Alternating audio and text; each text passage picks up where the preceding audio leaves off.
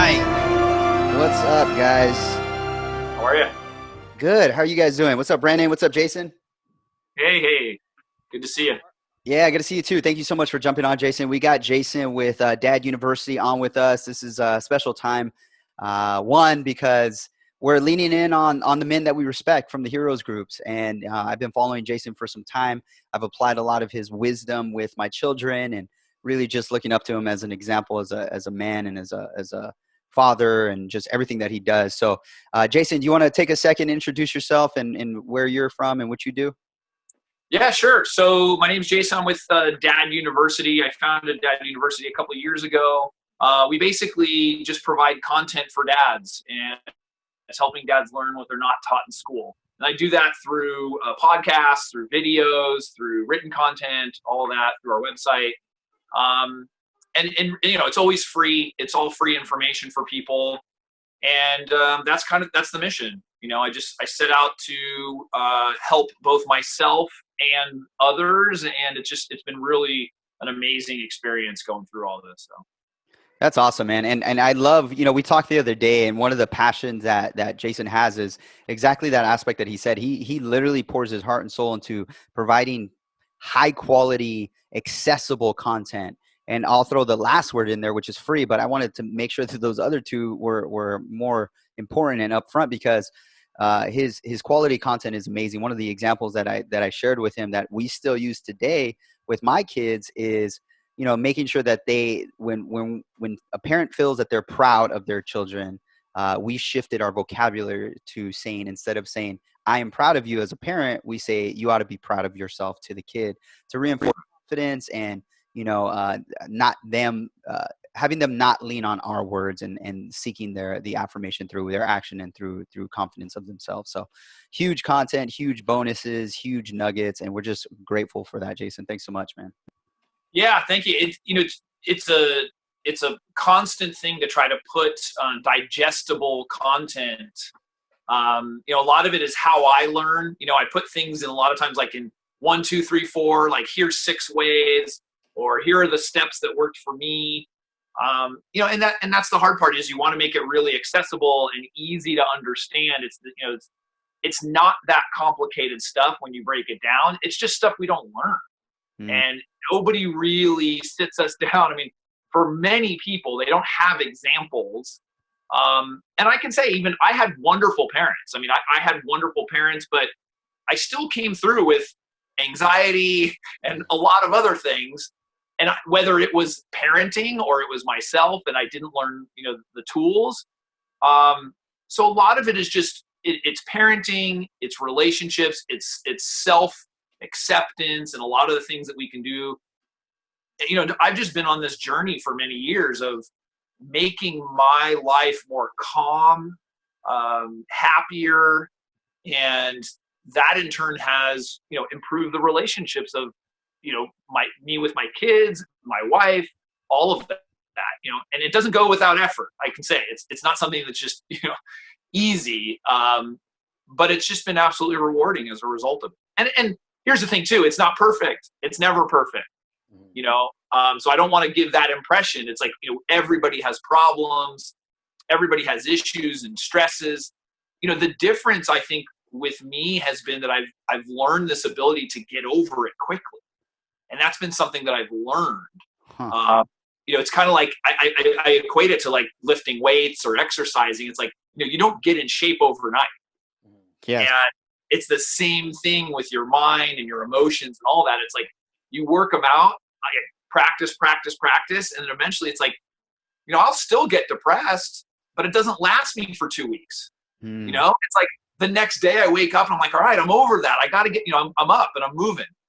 Or my wife and I will get in an argument, but instead of it lasting and me going in a cave and not talking about it, it lasts, an hour. And then we say, and I come back and I'm like, okay, that was ridiculous. Like, it's just learning all these different ways to not basically waste your life. Wow. Being miserable. That's huge, Jason. I love that you summarized it with that. Learning ways how not to waste your life because, these self-defeating actions that we have sometimes of going down the anger path of being angry that you were angry and then just beating yourself up and going down this. can lessen that amount of time, you think, like you said, think about how much life we can get back if we just got back 30 minutes from every hour argument or disagreement or blow up that we Yeah, have. and it's not like you don't still feel those feelings. You still feel anger, you still feel sadness, you still feel anxiety, depression. All that stuff is still there. Sure. It just doesn't last as long. It's not as impactful to you.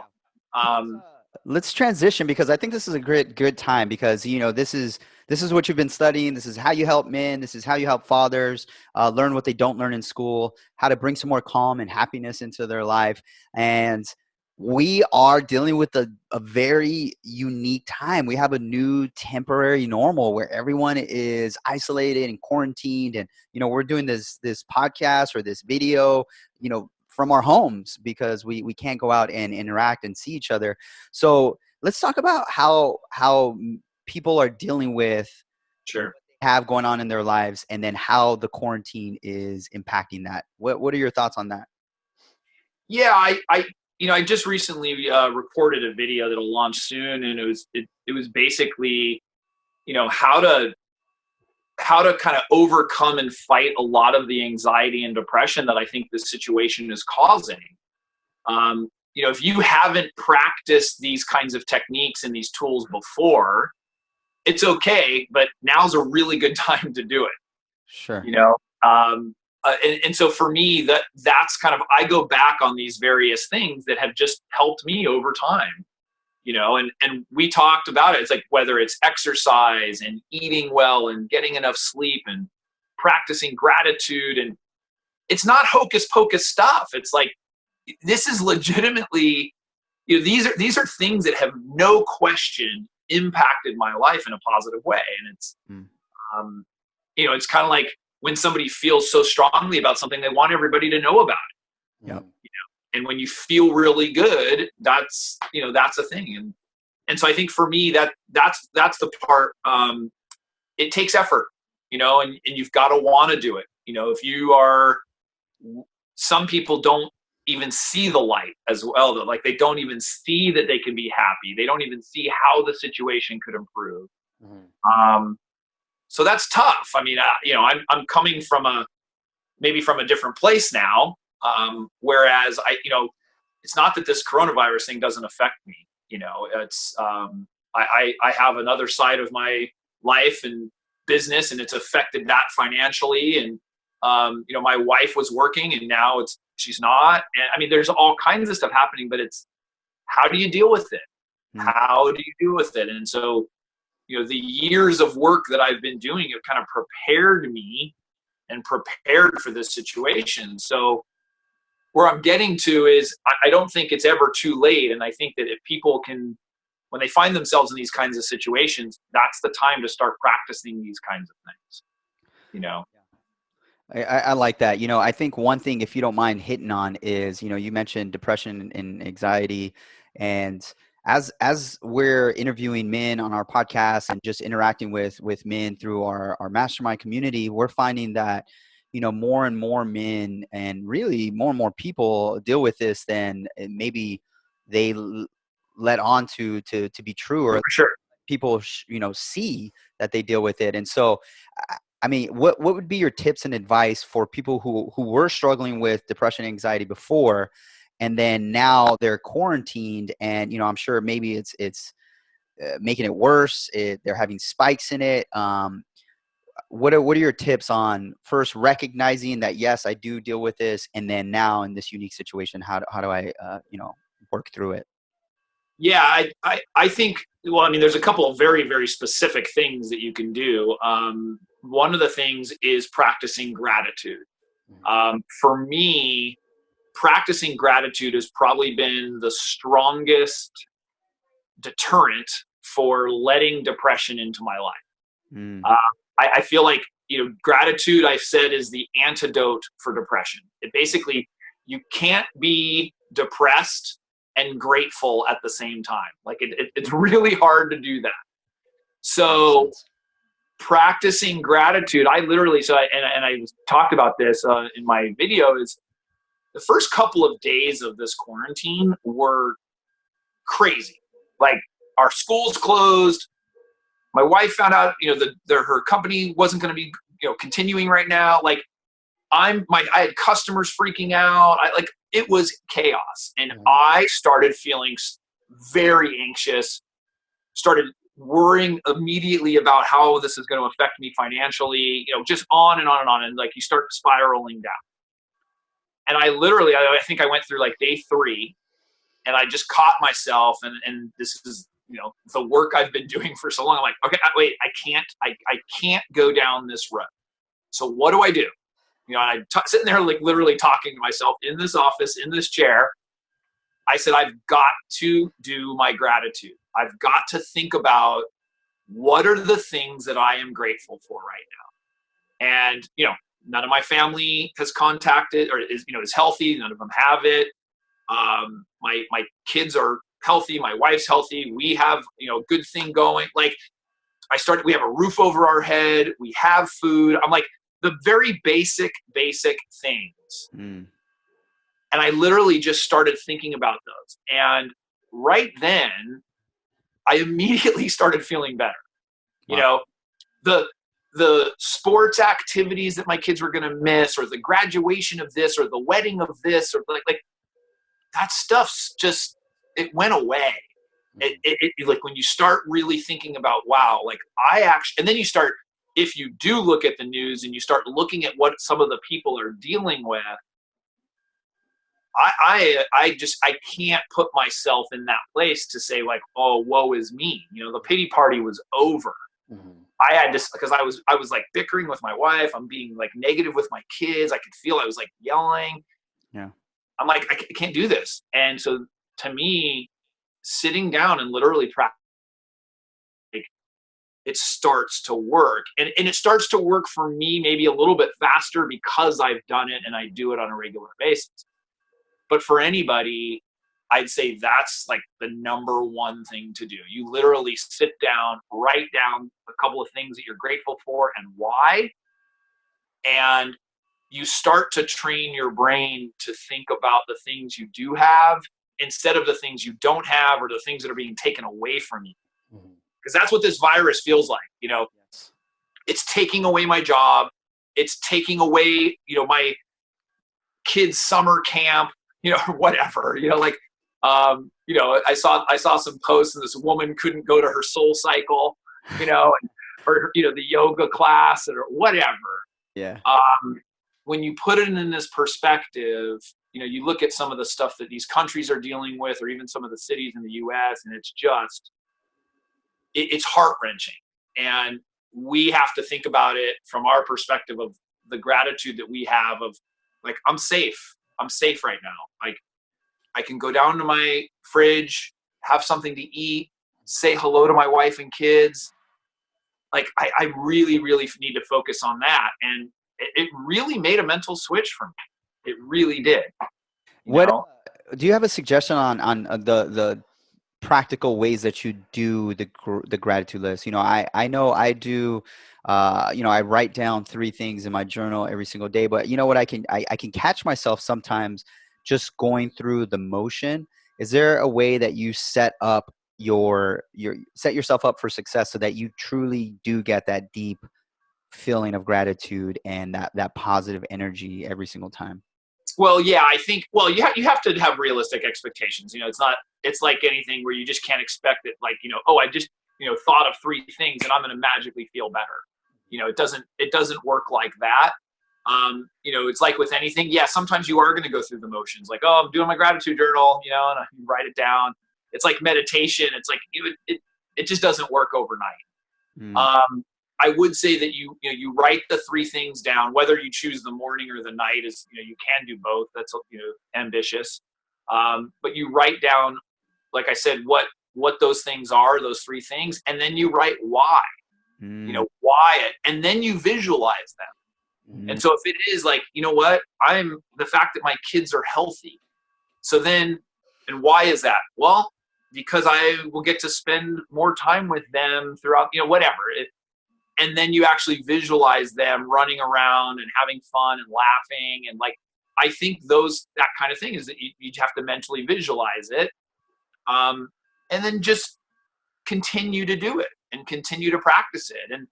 And sometimes it is, gratitude's one thing, but then also just catching yourself talking negative.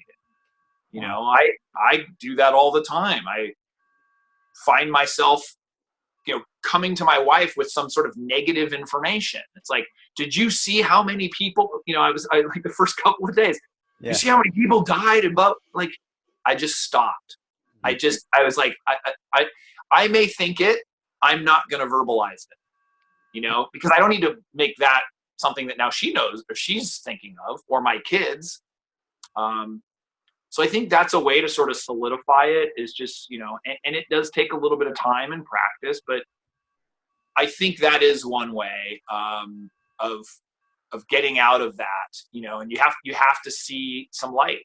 Sure. There's more tips, and we can, talk about them, but I think that's a big one. That's huge. I mean, and honestly, I'm going to apply it. I've gotten into the habit of writing it down, looking at them, thinking about it. But, what you said is write it, And why? Why? And those are huge. Those things I have not done consistently. And, as you were explaining those, I was visualizing in my own mind time with my children, and it got me excited and emotional. And so I think the visualization connects the emotion. Yeah. It's a huge tip right there. Thank you. Yeah, I feel like that visual part will definitely touch on the subconscious mind as well, and it'll kind of cast out the fear that you might, your default mode of fear and just anxiety and depression and all that stuff. And I think that visualization is going to be a really powerful tool for men and everyone to implement. So I appreciate the advice. Thank you. Yeah. You think about, putting positive images in your head. It's the same thing of, when you think about something that makes you happy, whether it's, food, sex, anything, like it literally stimulates your mind in a positive way. And right. So when you think about these things, that helps you become happier. And probably, I don't know the scientific part of it, if it releases some dopamine or, it releases something.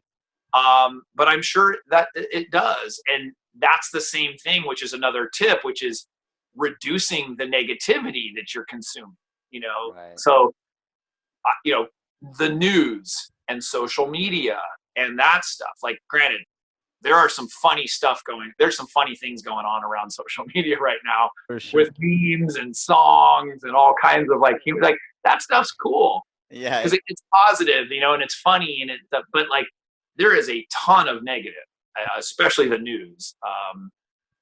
And it's just, I try to stay away from it as much as I can. It creeps in, but I'm trying to stay away from that. And so putting these positive images in your head is just, you want to fill your brain with positive stuff so the negative stuff can't even fit. Got it. Yeah. I love that. The next thing that I love those two things, making sure that we're handling depression, anxiety with gratitude, and the action steps of actually writing it down, writing why, and then visualizing. And then the second piece of, limiting the negativity, stopping our own negative talk, and then also filtering the amount of negative information that we're pouring into our minds. Huge right. Tips, huge advice for really everyone. But the next thing I want to go into is let's talk about relationships, and maybe twofold, maybe a spouse or, significant other relationship, and then the children relationship. What would your advice be to the people that are, we're in quarantine, and it's very interesting because, we talked before we hit record on this call about how the quarantine is going to amplify whatever you had before. And if that was good status in your relationship or good relationship with your children, it'll hopefully amplify it. And if it was on rocky, if it was on, shaky ground, then that's going to be amplified as well. So what would be your insight or your words for the men out there, the fathers dealing with both of those? So I think it's actually the number one parenting tool and the number one relationship tool is empathy. And what empathy is, for people that aren't familiar with it, is it's putting yourself in another person's situation. It's looking at that situation from their perspective instead of your own. And I think my opinion that the number one problem in relationships is that there just isn't any empathy. Yep. Everything is thought of from our own perspective. We're looking about, what can we get out of it? What is it that I get? And we just tend to not look at it from our partner's perspective. And that's really hard to do because oftentimes it means you've got to kind of self-reflect and be honest with yourself. And why would we do that? Like we don't want to look at what we're doing wrong or what we're bringing to the table. We want to blame somebody else. And I swear the empathy too, it's like the empathy and the gratitude, like if you just study those two things, you'd be amazed at how many positive changes happen in your life. Like, those two things alone. So I think for relationships that might be struggling, empathy allows you to then not have to focus on yourself. And so, you think about it, even for your kids, like I got to think about what are my kids going through right now? Like their school was closed. Like my son's 6th grade camp. It's like he's been looking forward to that for 3 years, like it's not happening, and like all these things from their brain. Now, from my gratitude brain, adult brain, I'm saying, it's not that big of a deal. We've got to focus on the big picture, but for a 6th grader or an 11-year-old, like those are big deals. I can't see my friends right now. Like, so the perspective is a little different.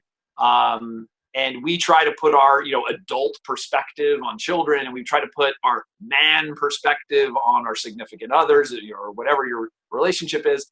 And like, that doesn't always work, And so I think the empathy of actually looking at the situation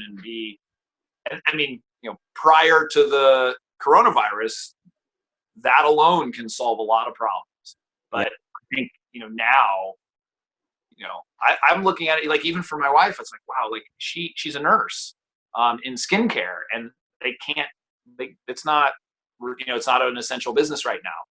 And so she's not working. She's worked since, even through, part-time with the kids, like it's a huge part of both her social, and like, I have to look at that and realize, like, okay, yes, I'm going through my own stuff, but look at what she has to deal with too. Like I'm still working, I still have the stuff, but she doesn't. So she's trying to like do some things. And that's the stuff we've got to look at, is like looking at the things from the other person's perspective. And what happens too, here's the secret, is that when you use empathy and you become really empathetic, you don't get pissed off at stuff, or you do much less. So to give you an example, happened, a while back, where my wife came home and said something and was upset. And normally I would have, gotten back. Normally maybe a couple years ago, whatever, I would have like jumped back at her and just gotten upset, and we would have gotten an argument over it. I took a step back and I was like, all right, wait a second. Something happened at work, or something happened in between work, and something's going on. And it turns out there was some personal issues that had happened with a friend of hers that she was upset about. Like, it was all kinds of stuff that had nothing to do with me. And I asked her, I said, hey, is everything okay? Like, instead of just me biting back, I said, hey, did something happen? Because, in my head, I'm going, what just happened did not make sense. Yeah. And when you learn that technique, it saved me from having an argument. Like, instead of going, oh, look, this is how you treat me. I've been here all day working, blah, blah, blah, whatever. I'm looking at this going, wait a second. She just had a horrible day. She just found out her friend's in some trouble. Like, all this stuff. Like, and so that alone allows you, when you start thinking about it from other people's perspective, it just, like, it saved me from having to be in an argument, and I was able to look at that. So I think, it's a long answer, as I have a tendency to just keep talking and talking. I think the relationship wise, the empathy is just a huge one. Yeah. It's almost that you're saying that. So the goal of using empathy is to, at least when I've done it in my life is it almost opens your heart to be more compassionate for their situation, right? Like literally leads, or it ought to lead to, if you're doing the empathy correctly, to some compassion or to some understanding of what they're dealing with, which then should change the way that you communicate. Because without the compassion or the empathy, then we're again communicating from a single selfish perspective of my world and what's going on with me and how you came into my world. And so the empathy and the compassion opens it up to the both of you. Is that right? Right. Yeah. No, it's right on. Absolutely. Sweet, man. So I want to kind of dial down a little bit more, because I have a lot of friends and colleagues who have younger kids, and they're all locked in a home right now. What are some tips for these parents that are, to the limits? I know you said empathy, and putting their themselves in the children's shoes. Any other practical items that maybe could bring some peace or some calm or some understanding to how to deal with, being in the home with your children all day, every day? Yeah, I think a couple things. I would say, one, you've got to lower your expectations. You can't expect that, everything is going to be smooth right now, and so when you have these expectations, it's like, being on a business call and you think that it's going to be quiet. I mean, I said, hey, I'm going to be, talking to these guys on Zoom recording. Can you just, make sure that you're not yelling and screaming, but I had that expectation, and right or wrong, although my kids are older, but if they were younger, they wouldn't even hear it. They would just be running around screaming and doing that. So I think you have to have realistic expectations, especially for this situation. So I think that's a big one, and kind of give yourself a pass. You don't have to be a perfect parent, especially right now. I mean, you never have to be, but especially right now, you've got to let some things go. You know what? If the house isn't perfect, it's not perfect. If the kids aren't eating perfect, it's okay. It's okay. If they're on technology a little bit more than you would like, it's okay. This is like a unique situation. I said, my desire to deprive my kids of technology for at least 2 more years is gone. Totally gone. Like, I had this master plan. They weren't going to be able to use, it's gone. They have to talk to their friends, and they have to do schoolwork, and they have to do, there is no option. Yeah. And so I had to take a step back. I was forced to, and just be like, you know what? It's okay right now. It's really okay. So I think lowering your expectations in that aspect, and just not being so hard on yourself of trying to handle everything. That's one. It's very hard to be, dad, parent, PE coach, principal, and all these things all at once. So just give yourself a little bit of a break. The other, I'd say, is setting up a routine. Whether you do have work or you don't have work or whatever, I still think a routine is essential. And I'm a routine guy, so it's kind of, it's easy for me to say, but I'm still getting up early, doing my exercise routine, I'm getting dressed like I'm going into the office. I mean, I'm keeping the same thing. And granted, I didn't plan for as much interruptions during the day, but I'm keeping the routine, and my wife's still doing the same, and my kids are doing the same. And we're kind of, it runs a little now with younger kids. That's a little bit harder, but I think you still need to do it. You get up, hey, we're having breakfast. Hey, we're going to, do our morning walk, or we're going to have a little bit of exercise, whatever the routine is. Hey, we're going to read for 30 minutes. And then, hey, now you can watch TV for an hour or whatever, we're going to do art time. We're going to do music time. We're going to do it is up to the parent to have a little bit of structure. Yeah. But here's where I say is, especially if you're battling anxiety and depression, these little things, when you have a schedule, you feel a little bit of sense of accomplishment on these little things. Even just keeping a schedule, granted, you don't want to be hard on yourself if the schedule doesn't work out perfect, but oh, okay, I worked out. It gives you this little hit of dopamine of okay, I feel good. I did that. I accomplished that. And also gives you and the child predictability.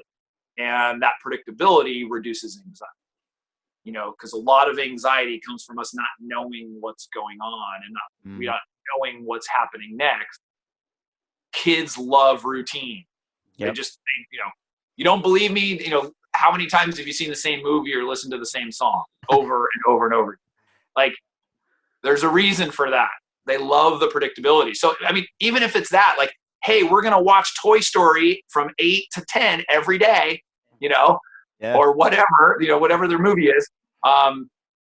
It doesn't matter. Like, if you keep that routine, that seems to help calm things. It helps, predictability, and the kids just know, and that, I think it works for the older kids too. I mean, my kids have been, granted, they've grown up with routine their whole life. But hey, Dad, it's 2:15. We're on break.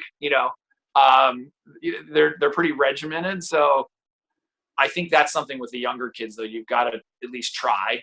Yeah, I agree. And if you have a partner there, you've got to be able to trade off if you can.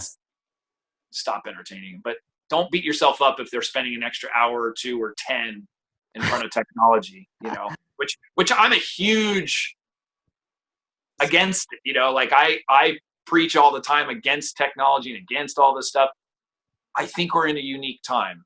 We are. Like, you can't, there's only so many coloring books and walks and games. And there really is only so many when you are stuck in the house 24/7. Yeah.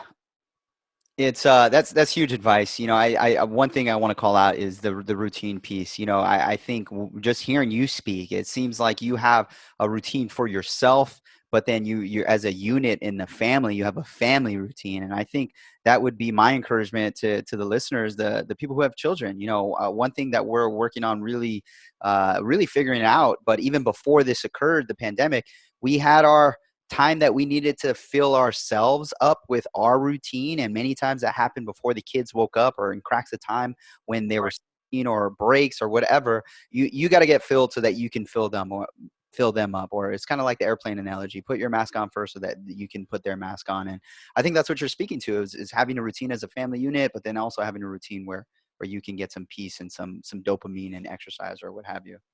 Right. I have a quick question just in regards to, I mean, this is phenomenal advice. And say you're a family, you're a man, head of the household, you have the routine down, you're feeding yourself, your family has some structure, some routine, and, we're all locked inside. We're not going out, we're not meeting people, we're not doing those types of things. What if there's that, I've come across other men who have that kind of structure and routine going in their life, and, it's it's successful for them. It's working well. But then let's say I want to do more. I want to serve other people. How can I reach out to more people? How can I impact or help and do those types of things? Do you have any advice for that? Are you doing anything in that nature? Well, I think that becomes part of your routine. You mean, like, if you have a desire to do something else, I think you allocate that time, if that's what you mean. Like, for me, I have, like, this work that I do, I allocate a lot of time to it, because it's a passion project for me. I think that's something that, if you have the desire, you've got to, even when there's no coronavirus crisis, you still have to evaluate how you're using your time, Right. and if you're not complaining about anything, then you're good. Yeah. But if you're complaining that, like, well, I don't seem to be able to get stuff done, I feel like I'm just not, whatever it is, but yet you're, binging on Netflix, then, you've got to kind of take inventory of that. Is that what you mean? Am I answering? Does that make sense? Yeah, kind of. I was just thinking if there's anything or advice you had are you scheduling? I mean, like, you're taking time now to schedule calls with us. So obviously I see you're someone who's at that level. Any tips and advice for guys who don't maybe run their own business or community, but they still want to maybe reach out and help someone? I mean, yeah, I mean, I think even, well, whether you want to reach people locally or nationally, I mean, I would, there's probably some stuff online. Maybe, we can find out if there's some resources, maybe we can post them or something where people could go if they want to help. I mean, I know, one of the things that I think I see people doing this is whatever their area of strength or expertise is, they seem to be helping people or making content related to it or whatever. And I'll give you an example for something that people might not even think of. Like, let's say you are really good at training animals. Like, I'm just randomly like, you're really good with your dog and that you have these techniques. Mm-hmm. Maybe record a video, and you can put that out to people and saying like, hey, you have time with your pet right now. This might be a good time to do that. Or, you are really good at art.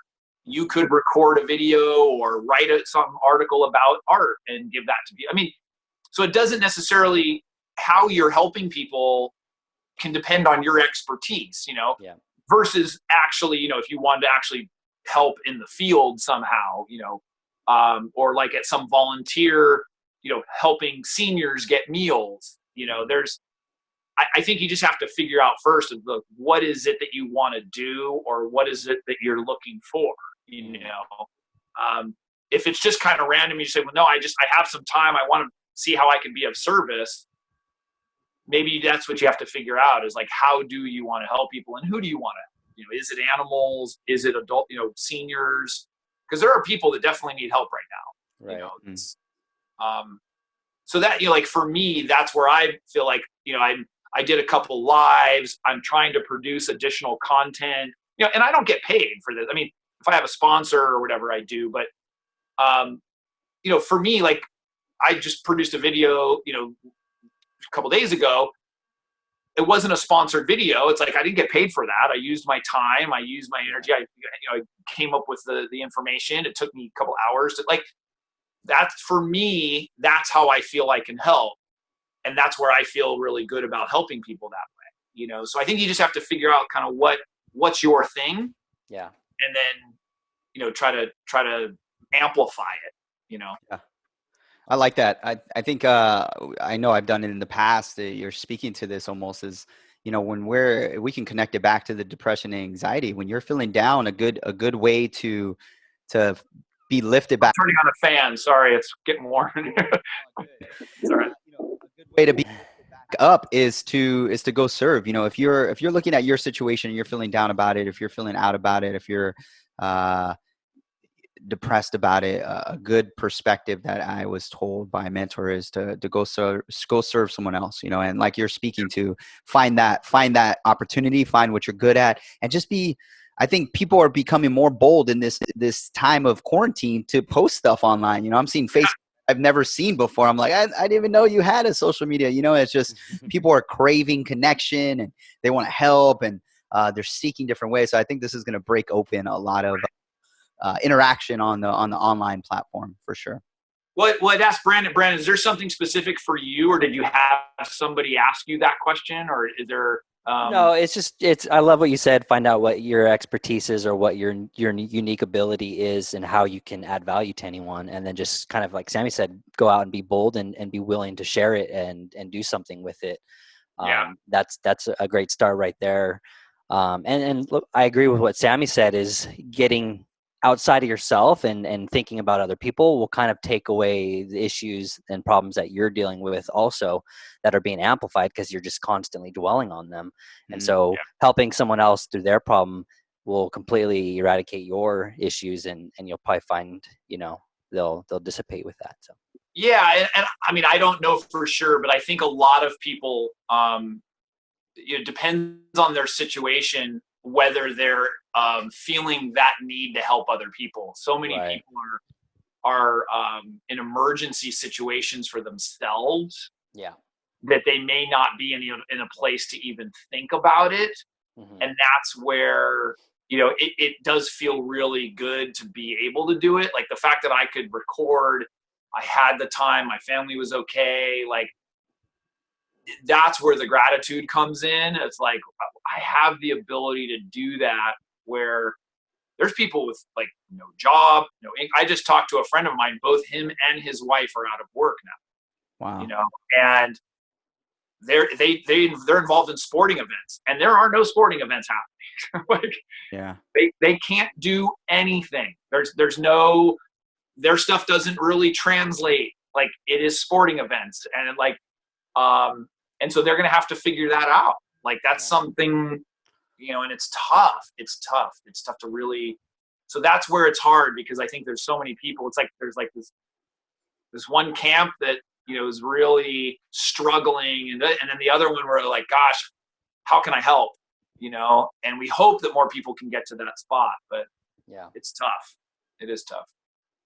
I appreciate that. I'm just jotting some notes. I'm thinking about some other content, some other videos we can do. You know, this is a time to start maybe stretching yourself and experimenting with different ideas and businesses. If you've had that idea for a while, well, you know, and you're fortunate enough to not be out of work or to still have your job, then this would be a good time to start experimenting with what does that look like? Is it possible? Can I bring it from idea to conception in this quarantine time while I am still working? So just jotting some ideas, man. I'm going to rewatch this video. This is a ton of nuggets. Jason, I'm extremely grateful that you took the time to share with us today.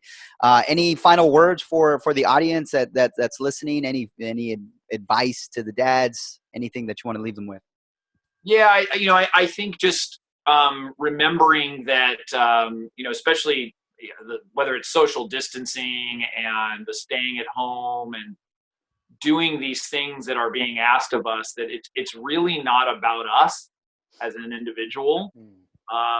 You know, this is about collectively our population as human beings and being okay and stopping this thing. And it's just, you know, it's heart-wrenching to think that people aren't complying with this, and that people aren't thinking that it's a big deal, and I have to believe it's just maybe because they haven't been personally affected by it. You know, I'm just now, you know, got a call from a relative that now a friend of theirs has it, and like, it's starting to creep in where it becomes a lot more real. Yeah. And for people to not really take that seriously, you know, and I think, I mean, people, the majority around us, I think, are, at least where I live, and you know, neighbors are like, we go out in the evenings and people are kind of waving and, you know, doing some things, and then they're going back inside, and they're keeping their distance, and, you know, but there's still, you know, Costco's crowd, you know, people are still going to Costco and the grocery stores, and because they have to eat, and it's just scary. It's really scary, you know, that, and so I think for that, maybe that's the parting words, is not so much, it's think about it for everybody else. And if you can do something, that's, you are doing something. You know, I saw a meme where it said, you know, a year ago, lying on the couch was considered lazy. Now I'm saving the world. I love it. I thought that was great. It's like, you are, you know, just, you are saving. And so from that perspective, I think it's just, if people can do that and not think about themselves. And then for anybody else who, you know, if you are suffering from anxiety or depression or any of those things, or you're having difficulty, reach out to people, you know, and if it isn't other people in your life, then reach out to a professional. Like, you know, therapists, I have a friend who's a therapist, you know, they're doing online consultations, they're doing phone calls, they're doing Zoom calls, they're still available. And I think it's going to be needed.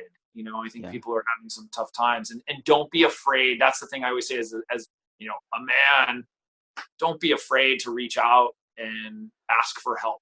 You know, there's nothing bad about that. If anything, it's an admirable thing to ask for help and to reach out to people. So that's awesome. Jason, maybe you could share how people can reach out to you or get in contact with you, or if you'd like to share any of that, go ahead. Yeah. I mean, daduniversity.com is the website, and then I'm on every social channel. You know, most of my crowd is on YouTube and YouTube channel, and you can, you know, subscribe and see the videos there. I put up videos all the time, and that's probably the easiest, you know, way to do it. And from there, there's contact information everywhere. Okay. Yeah. You know, and I'll answer questions. People have questions, I'd be happy to answer. You know, assuming I can. There, you know, I don't pretend to know what I don't know, and so, you know, there's definitely situations where I don't know the answer, and I'll tell you that. Nice. But for the most part, you know, the things that I've been through and some of the things I've learned, if anybody can learn from it or get value from it, then I'm all for it. So Awesome. Yeah, that's incredible. We appreciate the time, Jason. We appreciate the insight, the information, and just the wisdom that you have. And yeah, looking forward to doing this again. Maybe we do like a parenting, take your gloves off, just get real down and dirty with some tips and advice. But Jason, it's been great getting to know you, and I look forward to doing this more with you. absolutely. Thanks, guys. I appreciate you having me on. We're grateful. Thanks, Jason. Appreciate you.